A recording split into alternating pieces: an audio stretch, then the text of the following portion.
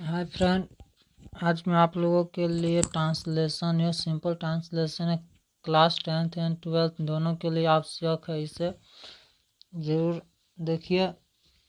अगर आप इसे स्किप कर देते हैं तो नहीं जान पाएगा। अगर आपको वीडियो पसंद आए तो लाइक कर दीजिएगा। अगर आप इस चैनल पर नए हैं तो चैनल को सब्सक्राइब करिए और साथ में बेल आइकन बटन को दबा दीजिए ताकि मेरे द्वारा बनाया गया हर एक वीडियो का नोटिफिकेशन आप तक पहुँचे। चलिए देखते हैं लिखा के translation. Translation class 12th and 10th और 9 8 सभी देख सकते हैं, क्योंकि यह बेसिक ही है। इसलिए क्या पहचान, किसी भी चीज़ का अपना पहचान होता है, इसलिए इसका ही अपना एक पहचान है।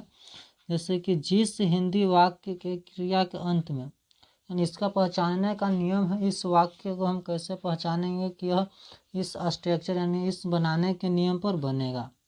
तो इसका पहचान है जिस क्रिया के अंत में प्रजाता, प्रजाति, प्रजातें इत्यादि लगा रहे तो उसे इस प्रकार बनाते हैं। प्रजाता, प्रजाति, प्रजातें इत्यादि लगा रहे। इत्यादि माने आपको ये तीन चीज़, प्रजाता, प्रजाति, प्रजातें, यह तीन आपके लिए बहुत इम्पोर्टेंट है। यह याद कर लेंगे तो आप इसे अपने शब्दों में लिख दे सकते हैं। इत्यादि लगा रहे तो उसे इस प्रकार से बनाते हैं।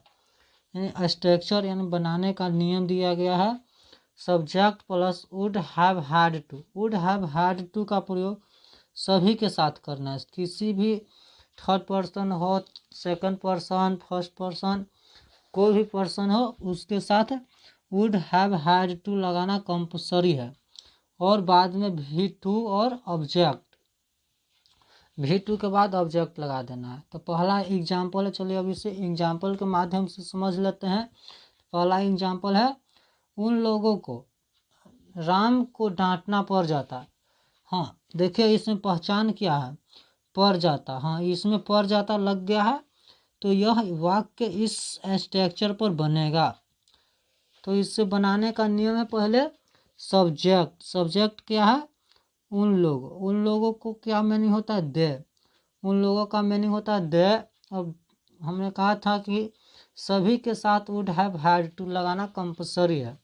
तो हम यहाँ वुड, देखिए वुड हैव हैड टू लगा चुके हैं, वुड हैव हैड टू, और बाद में उसके भी वर्ब देखना। वर्ब, तो वर्ब इसमें डांटना, डांटना वर्ब है। तो डांटना के एस्कोल्ड होता है, एस्कोल्ड, एस्कोल्ड। और ऑब्जेक्ट माने किसको डांट रहा है, तो राम को। तो राम ऑब्जेक्ट हो जाएगा, तो यहाँ राम लिख चुके हैं, तो राम। तो उन लोगों को राम को डांटना पड़ जाता तो they would have had to scold Ram, scold, sorry scold Ram लिखा हुआ है। चलिए अब अगला देखते हैं एग्जाम्पल। एग्जाम्पल के माध्यम से इसे हम पूरी तरह से समझ जा सकते हैं।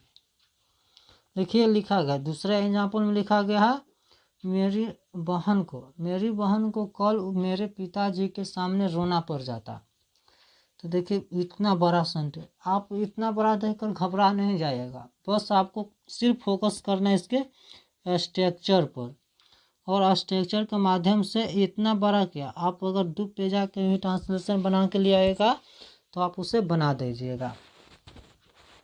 देखिए तो लिखा गया है, मेरी बहन को कल मेरे पिताजी के सामने रोना पड़ जाता।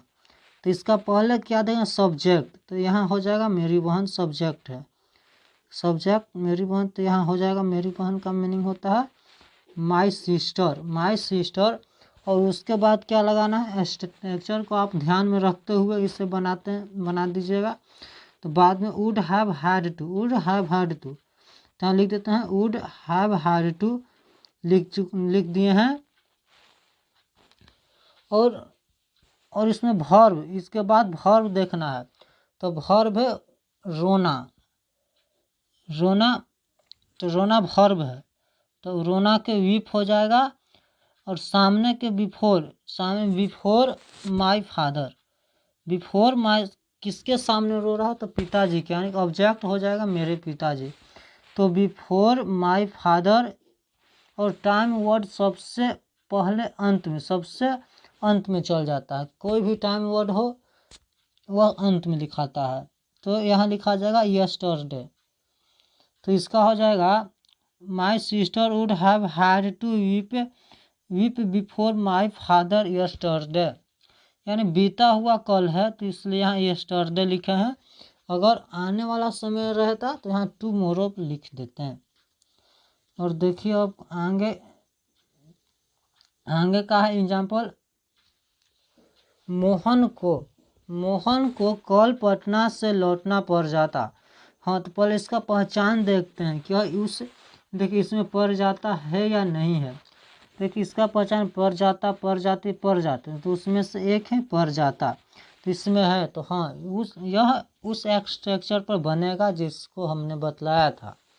तो उसमें था पहले लिखना है सब्जेक्ट। सब्जेक्ट कौन है? मोहन सब्जेक्ट है। तो मोहन पहले मोहन लिखा जाएगा मोहन। उसके बाद वुड हैव हैड टू, तो वुड हैव हैड टू को यहाँ लिख देते हैं। स्ट्रक्चर के अनुसार आप बनाइएगा और आप स्ट्रक्चर को याद कर लीजिए। तो structure would have had to लगाने के बाद V1 लगाना था। तो लौटना को हो जाता है रिटर्न, रिटर्न लगा देते हैं। और आने के सेंस में फ्रॉम प्रीपोजिशन है। आने के सेंस में फ्रॉम का प्रयोग लगता है। तो रिटर्न फ्रॉम पटना यस्टरडे, माने कि कल, यानी बीता हुआ दिन है कल। तो इसका हो जाएगा मोहन को कल पटना से लौटना पड़ जाता। तो Mohan would have had to return from Patna yesterday, इसका यह सही आंसर हो जाएगा। और चौथा एग्जाम्पल है, मेरे गांव के लोगों को चोर के बारे में पुलिस से कहना पड़ जाता। तो इसका पहचान देखते हैं। हाँ जी, आप सही पहचान चुके हैं, पड़ जाता है, तो आप इस स्ट्रक्चर पर बना दीजिए। तो इसके बनाने का नियम क्या था? तो मेरे पहले सब्जेक्ट लिखना है। तो मेरे गांव के लोग ये पूरा सब्जेक्ट हो जाएगा। मेरे गांव के लोग, तो इसके पहले मेरे गांव के लोग, तो पहले आप जानते हैं तो पहले लोग को लिखते हैं the people of my village. मेरे गांव के लोग का हो जाएगा the people of my village. उसके बाद वुड हैव हैड टू लगाना होता है, तो वुड हैव हैड टू लगा चुके हैं। और कहना क्या, इसमें V1 देखना है, यानी वर्ब देखना है। तो कहना वर्ब हो जाएगा। तो यहाँ से कहना के से होता है, से के अर्थ में प्रीपोजिशन टू आता है। टू पुलिस अबाउट द थिप, यानी चोर का हो जाएगा थिप।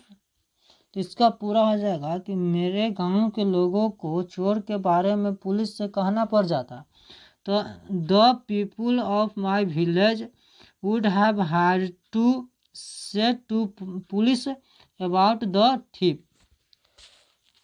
चलिए आप इस वीडियो के माध्यम से इससे समझ चुके होंगे। चलिए आज इतना ही। जय हिंद, जय भारत। अब आप अगले वीडियो में मेरा इंतज़ार करिए।